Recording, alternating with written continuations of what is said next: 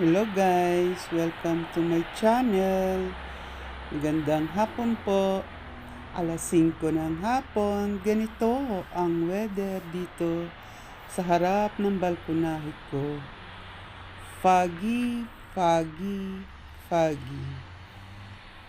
Alas 5 ng hapon. Medyo traffic na siya. Madilim. Alas 5 pa lang po, madilim dahil sa foggy. Yan, di na makita yung bundok na view. Di na makita yung buwan, yung araw. Alas 5 pa lang, ganyan na siya. Yan, may mapa-mapa ng snow. Yang namumuti na yan, snow po yan.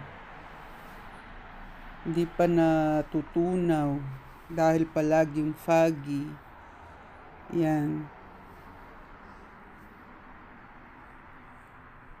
Dahan-dahan na siyang nag-traffic kasi may ginagawa dun sa kabilang kalsada. Kaya dyan ang daan ng mga ibang sasakyan.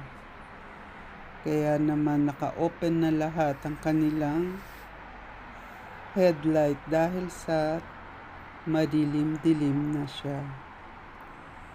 Ayan, nakunan ko lang siya dito sa harap ng balkonahe ko, guys. Thank you for watching. Bye!